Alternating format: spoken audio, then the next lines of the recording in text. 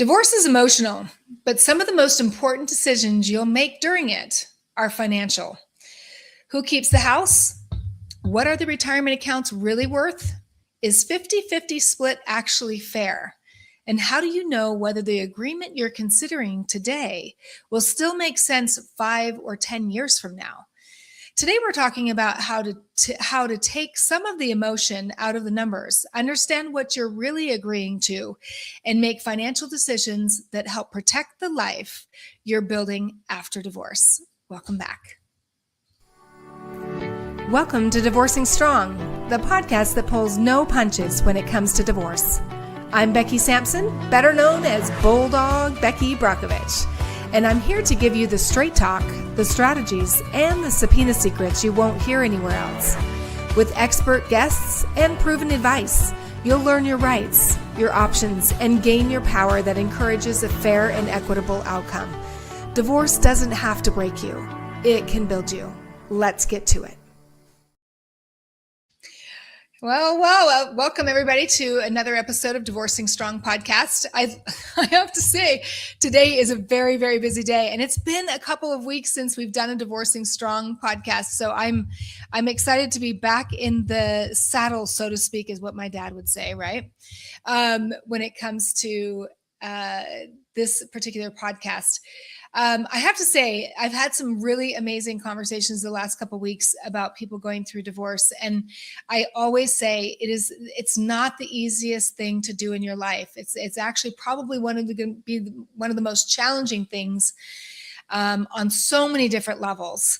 But today we're really going to talk about the financial, because a lot of people don't even look at divorce the way that this is a financial transaction to get in divorce and to get into marriage, but then also to get out of a marriage when that is what you're faced with. So we want to be able to talk openly about some of the things that are really, really important for you to pay attention to, especially if you're just starting off the process, because I think oftentimes people think, man, like, what do I do? We don't go to school to learn this kind of stuff. And just as a reminder for you, if you do want a free download, it's right here. This QR code is going to give you legal terms, whether you have an attorney or you don't have an attorney. It's 100 legal terms when it is when it's associated with divorce, because the more you know, the better you're educated. Really, it's going to empower you to make decisions that are going to help you in the long run. And that's one thing we're going to talk about, is the long run effects of the decisions that you're making right now. And you may not know, you don't know what you don't know. So stay tuned for sure. So today, my guest is Sue Plisch. She is a certified divorce financial analyst and certified financial planner who has more than 18 years experience in financial planning, taxation, and mathematics education. But Sue also understands divorce from the other side of the desk, because she has experienced it herself. After navigating her own divorce and the emotional roller coaster that comes with it, Sue founded Resilience Divorce Solutions to help others make more informed financial decisions during the divorce process. So today, she helps clients understand asset division, support calculations, and the long-term financial impact of potential divorce agreements. So they aren't simply dividing what they have today, but thinking about what their financial future will look like tomorrow. And I want to go ahead and welcome Sue to the show. How are you? Oh, I'm great. How are you, Becky? Good. I know it's a busy day for both of us. So this is you know what? It's never a dull moment in any of our lives, right? Just so speed up. But for sure. Yeah. So thanks for we were just mentioning that today, or the kids are back in school, and is that a good thing or a bad thing, or maybe a little bit of both? I'm mostly good, but also bittersweet. My eldest just went off to college, so that piece is sad. But yeah, that is. You do not look old enough to have a college student. I'm just saying. You know, it I don't know, somehow It happens anyways. They You're all just get older. ageless. Yeah. Well, thanks for coming on the show today. I always love to start these podcasts off with the question of kind of like tell everybody your backstory of what got you into this field in the divorce space, because being a financial planner is one thing, but being certified in divorce and having to deal with those complications when it comes to the financial side of it is a whole nother story. So what kind of got you into this one? Obviously you went through your own divorce, and what makes you so passionate about the people that you serve now? Sure. Thank you, Becky. What a great question. So, like, numbers have always just been my favorite. And I know that's not true for everyone, but going to school, it was an easy choice. Major in mathematics, got a master's degree, taught high school and college math. And then, since I was a teacher, it made sense to actually step back when I started having kids. And so I was an at home parent for over a decade. Wow. Um, and then my spouse at the time came out as a member of the LGBT community, which was not something I expected or had any foreknowledge of. And so Mm-hmm. that was just a really difficult time because I had to figure out how to suddenly, propel myself back into the working world. But also, I started coursework to earn my CFP and eventually my CDFA or Certified Divorce Financial Analyst credentials. And so it was kind of a whirlwind there of managing a divorce, managing kids and their emotions, going to school, managing a new career. But I'm really passionate about this because I think I've walked through it, and there's just sort of a lot of places where I think it's easy, with the right guide, you Yeah. end up with such a better outcome. It's not fun, it's not a happy place, but there can be so much opportunity and just this opportunity basically to live a good life afterwards. I know I'm always saying that on this show, honestly, because people don't they feel like their life is disastrous.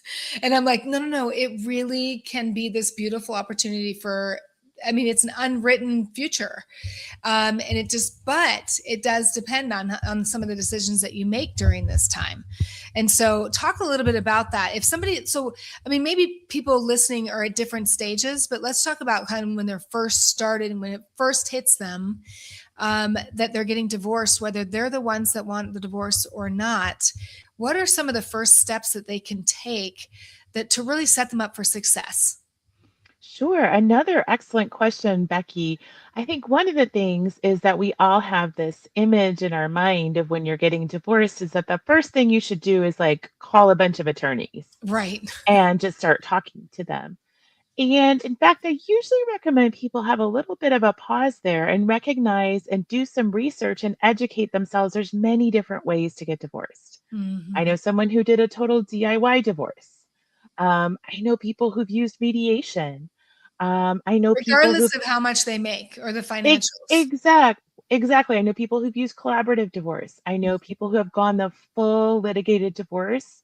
There was no settlement, and they went to trial for days, and the judge handed out every single decision. Yeah, And you not know, recommended.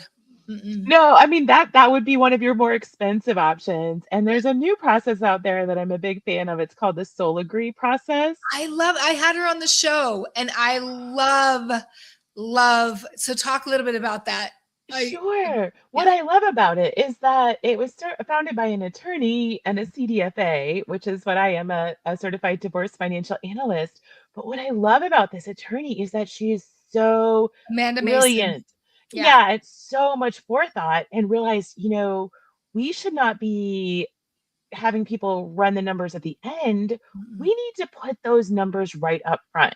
And Mm. so, stage one, you've got the CDFA running numbers. Maybe each person has their own. Maybe you have a parenting coordinator if you have minor children. Then, when everyone's prepared, everyone has a clear picture, you go into mediation, making sure, we're all agreeing on all the facts. And you can make a lot of really good, solid agreements. Where I think Soul Agree shines is that there's maybe sticking points. There may be places where you can't reach an agreement, and then boom, you have binding arbitration and you're done. Yeah. So here's what people may not understand is that there's a difference between mediation, arbitration, and litigation. I'm not giving any legal advice. I'm just explaining that mediation is is really a person who is a professional to stay neutral, right? And doesn't give you any advice when it comes to legal stuff, but can come and help you sticking points, right? Like, what about this? And what about that? And what are opportunities? And I'm actually a trained mediator. I became a trained mediator during my second divorce. It's amazing. It can be a really great tool if you can have two people who are willing to work. Arbitration could be binding, right? It's a different process, and go and research about that. Litigation, I've been there too. I do not. Litigation means that you're in court and you really lose control when it comes to letting the judge, who does not even know you, decide your assets, which are the most important. So that's the least control and the most expensive. I like that you said that's, if you want to go that way, you can, but you don't have to. So I love that Soligree stops those couples to going to litigation. It's mediation or arbitration, and then we're done. Yeah. Yeah. So I wish partnered with them. I am becoming a partner with them. So I'm Awesome. really excited about it because I feel like for many people, there's just that piece. You can agree on many things, but it's really hard to agree on everything. And so what I love about Soligree is kind of has a way of moving forward without taking the whole process and translating it into court. Yep. Where you have months and months between court dates, and you're paying and paying every time you're in court. And maybe only one piece out of the 6 or 7 you need managed, will even be talked about at that date. And so, I just think it really has the possibility of transforming the divorce space. I totally 100% agree. And that is something that you agree. When I had Amanda on the show as well, we talked about that. I told her, I said, this is brilliant because you agree that it's mediation or arbitration, and it will not go to, it will be settled in arbitration if it's not mediation. And that really saves a lot of couples. And what do you see as one of the things why would somebody invest in a CDFA? When they're going, well, why don't I just have my attorney look at it, or an attorney look at my finances, versus a CDFA, someone who knows about how to deal with the finances when it comes to divorce? What would you say to them? Sure. So I would ask them, like, well, what kind of training do you think the attorney has? And Right. most people would say law school. They've been to law school. They passed the bar exam. Yes. And I would say yes. What kind of training does a CDFA have, right? I have a master's degree in mathematics. I've done tax returns for more than 5 years. I have a CFP, which is another half master's degree, passing of a major exam, and years of experience. I understand how taxes work. What are the rules for withdrawing from all these different places? Numbers are my game. Yeah. And I've even, have attorneys sort of whisper in my ear things like, wait a minute. Now, what's the difference between a Roth IRA and a traditional IRA? And, it's okay to not have that information. But when you're making financial recommendations, you want to be listening to someone who's a financial expert. I help people avoid 6-figure mistakes. That's what I do. That's your tagline right there. Yeah. I think so. And this is people who at all different levels of financial, net worth, I should say, right? That you'd recommend going to a CDFA. And I like that you said a lot of people miss one of the myths that I find is that people think that the attorney can do everything. And even an attorney has specialties. And I always say, don't marry the first attorney that you meet, because I say marry, right? It's just kind of a play on words, because that's one of the biggest mistakes people make, is that you marry the first one or you hire the first one, And then you realize they don't have the specialty to deal with your situation, or maybe you struggle with working with them that way. And a lot of CDFAs that I've talked to say that the attorneys just are not qualified. There may be some out there, but very, very few that I know that are qualified to really look at those finances. They're mainly looking to make sure that you can pay them, right? Becky, you're speaking the truth. Ding, You're ding, ding, speaking ding, the truth. ding. I have a really funny story about this Yeah. lovely nurse who was married to a gentleman who had a business making kombucha, Mm, and very average income people. And they were getting a divorce. And he ran to an attorney, and the attorney was like, for sure, you can get this many $1,000s a month, in support, because he was the lower earner and they had right. 2 kids and they were going to, do 50-50 parenting. And she came to me and she was like, I don't know what to do. He's anchored on this number. And literally, that is more than half of my take home pay every month. And I was like, okay, just pay me hourly for a few hours. I run the numbers, but I do it completely. This case was in Illinois. And so, in Illinois, it's net income. We have to consider who's paying for health insurance. If Right. someone's income is too low. So I looked at 3 back years of the kombucha business. But if it's too low, a lot of times judges in this jurisdiction will put in a minimum wage as if you're, impute income as if you're working full time at a minimum wage job.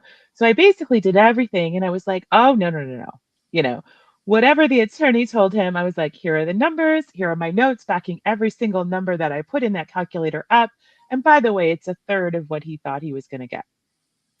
So okay, great point, right? Because we oftentimes, and I find this, Sue, have you found this, that people look at attorneys, they look at doctors, they look at what other profession, university professors, and they'll put them on the pedestal of like what they say goes.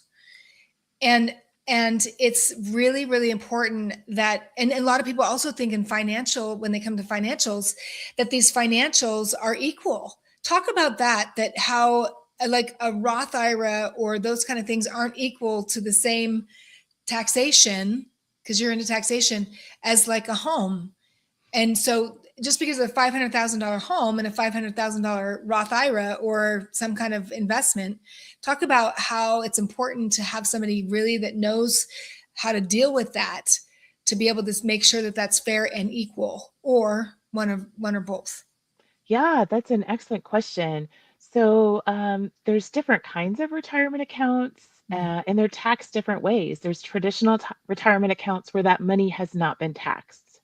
So when Right. you pull it out, it's just like it's taxed the same way any other dollar of your income is taxed. But if you're not old enough and you aren't following the rules, you get an extra 10% penalty. But Mhm. then there's other retirement accounts like those lovely Roth accounts where you can often pull money out. There's no tax, generally no federal tax, no state tax, as long as you're following the rules. And so if someone says, well, you can have this, $100,000 account, that's a traditional retirement account, and then I'll take this Roth retirement account, has Of the same amount of course. money, $100,000. This is not equal because one person's going to pay no tax and someone, you know, for every dollar, maybe 40 cents are taken away in taxes. These are not equal. Do you And find that people don't understand that? when I explain it in the case of a dollar, if someone takes a dollar out of this account, they might end up with 60 cents. You take a dollar out of that account, you end up with a dollar. Then they suddenly are like, oh, yeah, that's not fair. I was like, yeah, you're right. That isn't fair. We need to fix this. Yeah. So here's a question for you. Do you work with financial forensics, or do you do forensics yourself? I don't. I mean, I have in cases where it's just sort of, for example, there was one case where the couple had just one joint account, Yeah. and you could actually see in that account as the relationship was falling apart. Yeah. And so I did do an analysis of like, well, he took this, she, this was a transfer to another joint account. This was, did. And it was just able because they were sort of stuck in court over, there had been a large sum of money in the account. And then by the end of, a month or two, it was completely empty. And so then they're back and forth in court, like who took the money or where did it go? And he was saying it was his money and she was saying it was her, you know. So I was able to just sort of break it all the way down and say, da, da, da, da, da, da, you know, like he took this much went to his accounts or his spending, this amount went to her accounts or her spending, just because it was a point in court, but it isn't what I tend to do. I do have like now, for example, a cryptocurrency is a really big thing. So I have experts I can recommend to with that, but I want to be careful. I'm not trying to, you know, be in something that I'm not an expert in technically. Yeah. So who would you say are the ideal people that you work with? Like at what stage of the divorces, and uh, what do you prefer? Who do you prefer to really serve? Excellent question. Yes. So I am trained as a mediator as well, but I Mhm. would say my favorite way to work is to work just for one person. So one member of the couple and to help them analyze their settlement options. So it could be that your attorney's saying, well, what do you want? What do you want? Just tell me and we'll make the proposal. And so, again, not with the kid issues, but with all the money issues. So that would include how do we divide everything we own, our house, our retirement accounts, maybe there's stock accounts, and everything we owe. Maybe there's student loans, maybe there's credit card debt, mortgages, whatever, you know, make a proposal on that and support. So, spousal support, which is sometimes called maintenance, and child support. And so, I love working with people to come up with a solid proposal for all of those things. Do you Yeah. typically work with men or women? Um, so I will work with whoever, you know, is willing to work with me and seems like a good fit, but I work with both men and women. I would say more women tend to reach out. It's And just then do you, yeah. it's nationwide, right? Mhm. Yep, I am certified to work in all 50 states. Yeah, that's one thing I love about the resources and the people that I bring in. I really try to, I mean, sometimes obviously there's attorneys that I interview and things like that that are just for that particular state. But I love being able to bring in people who can go in all 50 states to be able to help people at different stages of their divorce too. Would you recommend that they reach? I know you kind of mentioned this at the beginning of it, but recommend that people reach out to you sooner than later. Certainly, you know, I can help them get a sense of, you know, what they have, but also my software does projections forward, so we can look forward 20 years. So if you say, I'm going to keep the house, let's say you keep these retirement accounts, all this stuff, you know, we talk about your spending, try to come up with a number there, then we can see, you know, what's happening. You know, are things going, are you in a good place? Or are we like, you know, like Yeah. your assets are dwindling. You know, we can talk about that, like either adjusting your spending, asking for more, certainly sooner rather than later. But I've had people reach out because they have received a settlement proposal from the other side. And as long as I, you know, have about a week and get all the documents, I can do a really nice analysis and say, sure, these things seem reasonable, reasonable. Oop, right here, here's a bunch of things that are not reasonable. Here's what I'd recommend. Here's why. You know, usually I talk with the person that, you know, my client and make sure I understand their values, their priorities. So then I can make proposals that are based on, you know, what they are willing to do and what they are not willing to do. Really, what you're doing is you're helping them strategize the settlement because the settlement is a lot to do. I mean, obviously, there's other things on the settlement, basically on, co-parenting, things like that. But a majority of them are the financial decisions. Mhm. And especially, do you find, speak to this a little bit about, do you find that maybe I'm leading the witness, right? It's okay. We're not on trial. I know, I know. I've just spent enough time in the courtroom. um, no, the question I was going to ask is that what is your experience with women in helping them advocate financially for themselves? Oh, yeah. I think what I found is, you know, we have this historical and it's still present today wage gap.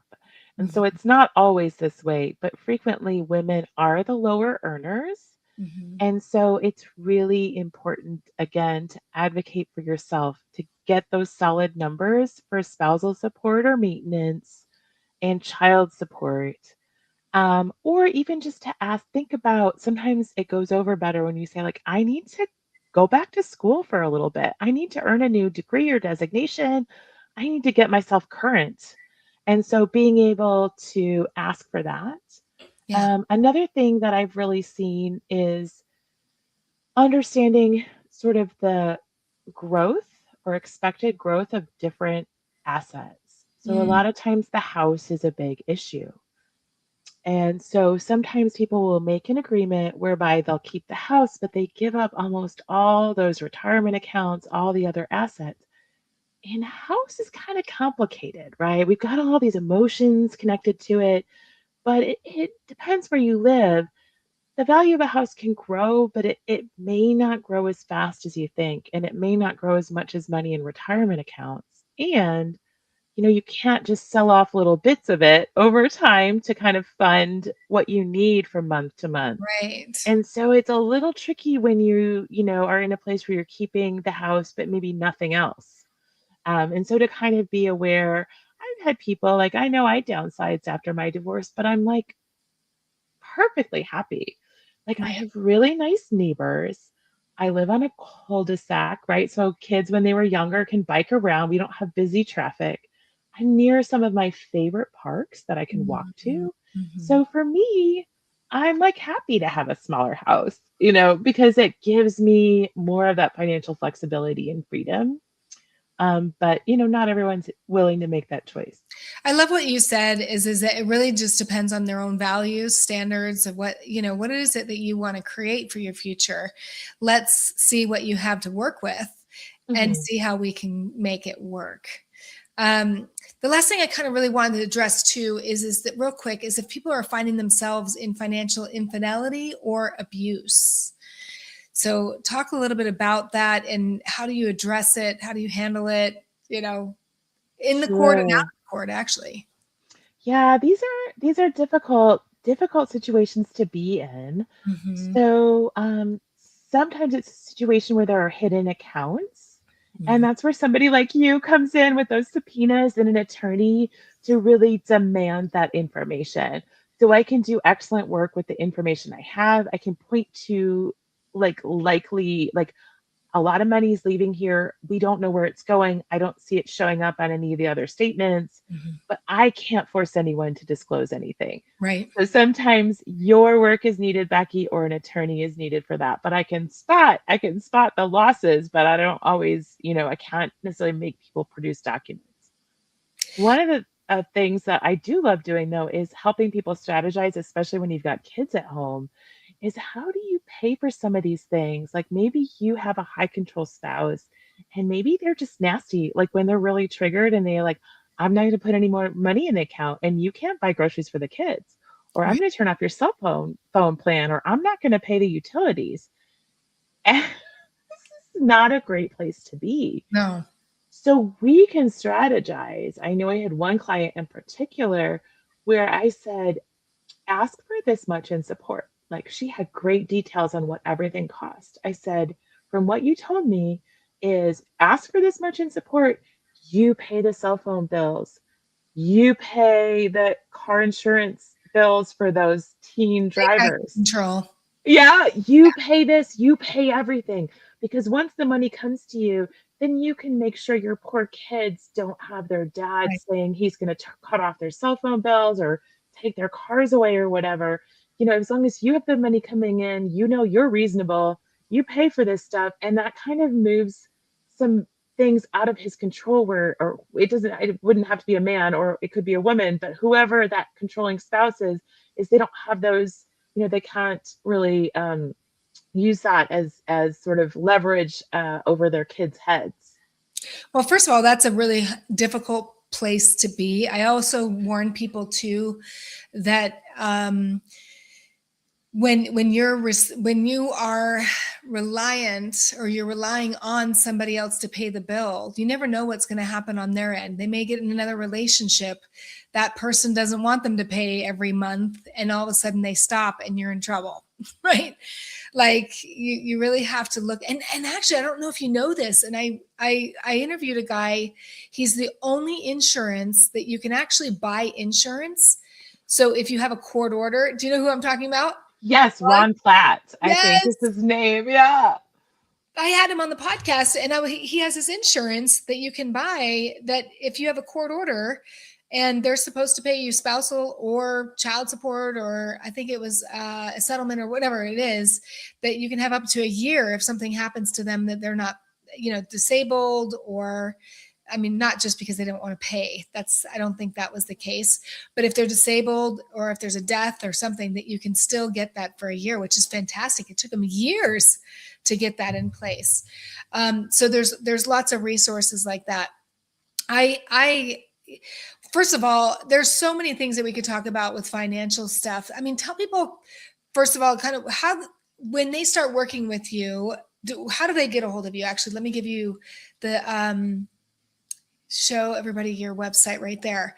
So Yeah. how do they reach out to you? Also just through the website, or can they reach out to you on Facebook or other Yeah, platforms? the best way to reach out is to go to my website. It's Resilient Divorce Solutions. And if you go there, it's everywhere. Just click for a free 30-minute consultation. And so that's available to anyone. Just set up a time. We can talk. If I'm not a good fit or I realize you need something else, I love to point people in the right direction. I just want to make sure you're sort of better off after talking to me than you were before we spoke. And so that's really the best way to get a hold of me. I love that because my dad, I grew up at a summer camp for kids, and he says always leave a place better than you found it. And I feel like it's the same thing with people. You leave people better than you found them. And in this industry, what I have found in the divorce space, all of us are so collaborative. We really do send business to each other and say, hey, I think this would be a better person for you to talk to, or hey, this is how I work. We'd love to work together. And so thank you so much for doing what you do, and diving in after you had your own experience, right? Because you see the Yeah. gap and you see the need for people to have the right resources in order to navigate through this divorce. So thank you so much. I do have one last question for you, and this is what it is what does divorcing strong mean to you? Oh, that's a lovely question. I think divorcing strong is, really coming out at the other end and recognizing that you have more strength, more courage, and more opportunities than you had before. Yeah. Oh, I love that. And so many people going through the divorce feel like this is it, my life is over. And I'm like, no, no, no, no, it's just beginning. Yeah, Whole new chapter. I am much happier. I wouldn't want to repeat the divorce process I don't if think, I didn't have to, but I'm like so much happier. yeah, And the kid's other parent is, like we collaborate and, try to do our best to co parent the kids. And I think my kids are happier because they saw how unhappy we were yeah, together. yeah. Yeah. Well, I appreciate that, Sue. And thank you so much for going through it, being on the other side, and now reaching back. I always say reach back to lift up, because that's really what this divorce space is. And I want people to know that this this is just a temporary state. I say this all the time, is Hmm. going through a divorce is temporary. What you do in this temporary state will determine where you end up. And you make the best decisions you can, get the people on board in your tribe to help you make those decisions. And Sue, I can tell that you serve with your heart. And that is the most important thing, because people need more love than they need judgment during this time of their life. And we've been through it. Yes. Well, thank you, Becky. I can see that you serve with your heart too. And Yeah. thanks for putting this podcast together. I'm sure it's really encouraging for so many people. Well, and it's when I was going through it, I was just like, man, we've got to get people out there more aware. I mean, it's not like you go to school. You go to school for a lot of things, but you don't go to school on how to get married, how to stay married, and then how to get divorced. It just isn't. And I'm not one that actually supports divorce unless it's a needful thing. And I had a girlfriend of mine call me, I don't know, several months ago and was like, Becky, you are for divorce. Look what your life, I mean, the divorces I went through have now given me a beautiful life and a beautiful husband to be with, but that would have never happened if there weren't some decisions that I needed to make for myself. So I appreciate that. So we're all here to serve. So thank you so much, Sue. And make sure you reach out to her, get on her calendar, free 30-day evaluation, or talk with her. Cause I mean, again, that might give you a resource, or you can also end up working with her. So it's all down in the show notes. Thank you, Sue. Thank you for taking the time out of your busy day to be on the show today. And we'll have to have you on another time. We'll talk a little bit deeper. Yeah. Well, my pleasure. My pleasure. Becky. All right. Thanks so much. Hold on one sec. Oh my goodness. I have to say, financials are really the very center, that and co-parenting if you have children, at the very center and the very core of going through divorce. And it's so important that you get it right, because it'll make or break you in the future. I can't even tell you how many women have come to me, and I have to say mainly women, but the women that have come to me and said, man, I wish I would have known back then what I know now. I would have made different decisions. Those are the people I want to reach, to be able to say, look, it doesn't have to be that way. At least if you're educated, you can make those decisions and a lot stronger and come through this a lot stronger financially, emotionally, spiritually, and create a beautiful life afterwards. So thank you so much for joining us on another episode of Divorcing Strong, and we'll see you on the next episode. Talk to you soon. Thanks for listening to the Divorcing Strong podcast. This episode is sponsored by Only Subpoenas, where we make subpoenas simple, powerful, and 100% compliant. If you're having a hard time getting the information you need to settle for a fair and equitable divorce, let us help you. Whether you're an attorney or you're navigating divorce on your own, subpoenas can uncover the truth, secure the evidence you need, and level the playing field. To see how we can help, book an appointment by visiting our website at onlysubpoenas.com.